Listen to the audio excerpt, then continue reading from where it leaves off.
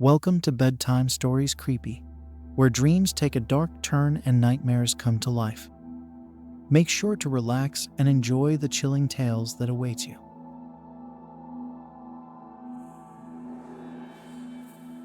Every video is a product of passion and meticulous effort. If you're enjoying the content, show some love by liking the video, subscribing to our channel, and hitting the bell icon to stay updated on our latest uploads.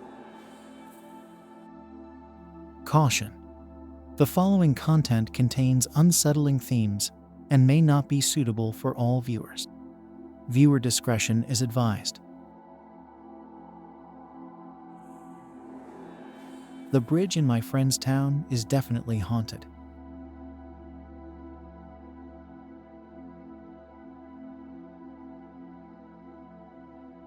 I was driving late, definitely later than I wanted to be. My friend that lived in Sullen Oaks was expecting me hours earlier, and I procrastinated as usual. I know it's a bad habit, but breaking it seemed impossible. Perhaps I needed that last-minute rush to motivate me, or I was just a lazy adrenaline junkie.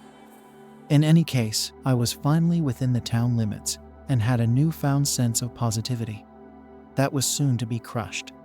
Sullen Oaks was not a large town population-wise, but it was spread out. There were long stretches of road in between neighborhoods, and they could be quite lonesome. It was such a stark contrast to the beautiful scenery, but the lack of lighting was downright unnerving. I didn't scare easily though and took it all in stride. That is, until I came to Tanner Bridge. Judging by the looks alone, it was not a particularly intimidating bridge. It was a simple wooden structure that crossed over a rather cold-looking river. Some voice within me began shouting for me to turn around. As I got closer, my intuition was tugging at my brain so hard that I actually stopped right before the bridge began. So there I sat, having an idiotic standoff with some bridge for no other reason than a funny feeling. I kept scanning for any sign of danger or anything to explain this sense of foreboding.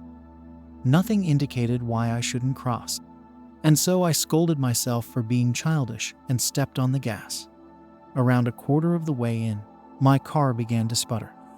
I filled up as soon as I got into town, I muttered. Checking my tank showed that I had plenty of gas. The car faded quickly and soon came to a dead stop.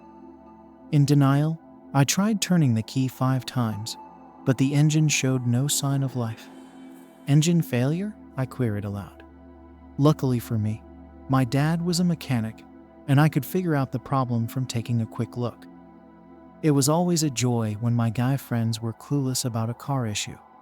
Then this little girl like me came along and fixed the problem. Anyone can learn cars if they want to, my dad always told me. I smiled inwardly at his words, despite my unease with the situation. With flashlight in hand, I exited the car and took a look under the hood. After checking over everything, I was shocked to find no signs of an issue. I just tuned everything up, so there was no logical reason it would up and die like this. Exhaling slowly, I went back into the car and got my phone out to call my friend, when my radio suddenly crackled to life. The hissing of the static made me jump, and I dropped my phone into that irritating space between the seats and the console. Damn. Lost to the abyss. I began messing with the knobs on the radio to turn it off, but nothing worked. There shouldn't be any power to it, should there? Feeling thoroughly creeped out, I jammed my hand into the space where my phone fell and began to feel around. Just as I was starting to get a hold of my phone, a voice came over the radio. Where is she? It was the voice of some woman I'd never heard before. The spacious echo of her voice instantly sent a shiver through me. She sounded sad and desperate, but even more so, she sounded unearthly. There was no way to properly explain it, but I immediately sensed that she didn't belong. And just as quickly as the strange things were happening, they stopped. I sat in a moment of silence with my phone in hand. After collecting myself, I called my friend and let her know that I was having car trouble. Oh, no. Do you know what's wrong with it? I have no idea. The engine just died, but everything looks fine. Huh? Weird. If you don't know what's wrong, I doubt anyone else will. I'll come get you. Where are you at? Tanner Bridge. There was a pause that concerned me. Is something wrong with that? Hello? The line was dead. Okay, don't freak out. Just some weird electrical disturb. At this, the sound of a loud splash demanded my attention. It wasn't a large frog or something like that. It had to be a good-sized rock, or maybe even. Stop, don't do that, I said aloud. Then again, if someone did jump off the bridge, shouldn't I check that they're okay? Fighting against my better instincts, I flung my door open and aimed my flashlight at the river below. I scanned for a ripple in the water to indicate the source of the splash, but the water was eerily calm. What the hell's going on with this place? I murmured. Then I heard something that froze me dead in my tracks. No, it couldn't be. It was the sound of a baby crying. At first, I thought it was coming from below the bridge, so I darted my flashlight around the surface. There was absolutely nothing to see. The sound moved in another direction, and I followed it with my light, but there was nothing there either. The sound changed yet again, and it was coming from everywhere all at once. It wasn't close, far, or anything in between. The sound of the baby's cry was just there. As suddenly as it started, the crying stopped. My heart was pounding so hard, I could hear it in the eerie calm. Not knowing what else to do, I walked the short distance back to the entrance of the bridge and shined my light on the embankment for any sign of life. That was when I saw it. Muddy footprints trailed from the edge of the water to halfway up the embankment. I squinted my eyes to make sure I was seeing correctly. The prints were indeed there. Even stranger was the fact that they were fresh, and it hadn't been raining. Then, before my very eyes, I saw something I truly couldn't believe. A new footprint appeared in the mud, as if an invisible foot had pressed into it. No. Freaking way, I whispered in awe. Another print appeared, followed by another, making its way towards me. Screw this. I turned on my heels back to my car. That's when the wailing started. Where's my baby? The awful, forlorn voice was the same woman I heard on my radio. This time, it was coming from behind me and much louder. The woman was panicked, pleading desperately. Her volume intensified, and by the time I dove into my car, the disembodied voice was screaming, "Help me! Where is she? Where's my baby?" I locked my doors, crawled into the back seat, and pulled a blanket over my head.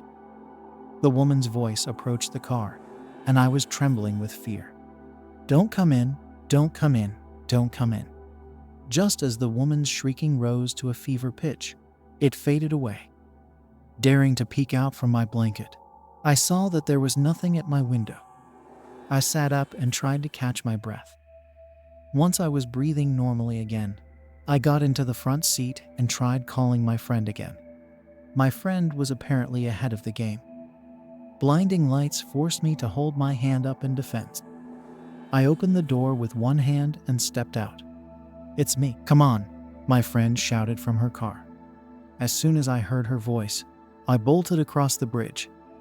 The sound of my shoes reverberating off the wood was a form of catharsis, making each step further away from the horror behind me. Or so I thought. Right as I was clearing the end of the bridge, something stopped me. I jerked backwards and felt a hand grip my arm. Daring to look behind me, I came face to face with the apparition of a bloodied woman with torn clothing and a bulging eye socket. Her neck was twisted in an unnatural angle, as if it had been broken. "Please, help me," the woman screamed into my face.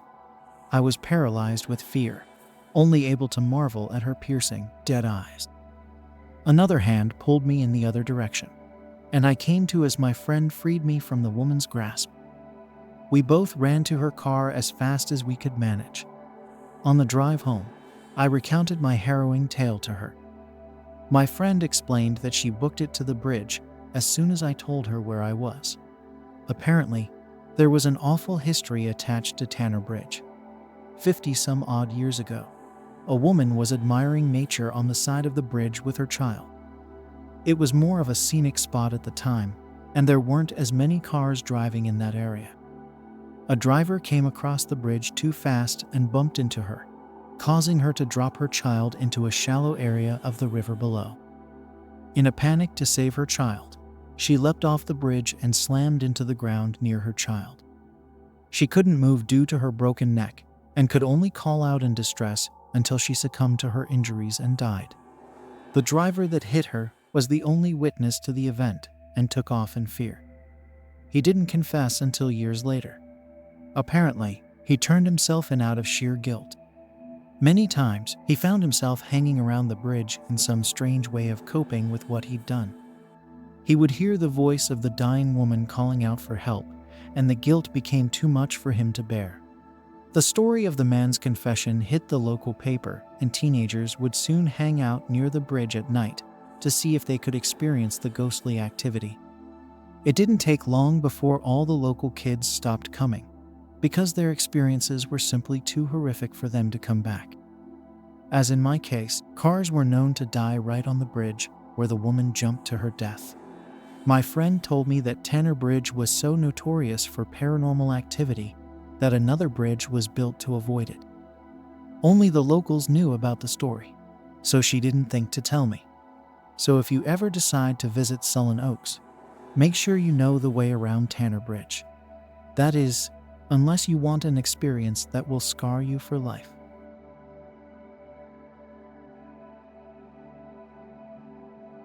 Thank you for joining us on this journey through creepy stories. Each story is crafted with care and dedication, ensuring that every spine-chilling moment is captured just for you. If you enjoyed these tales and appreciate the effort that goes into producing them, don't forget to subscribe to Bedtime Stories Creepy for more nightmares that will keep you up at night.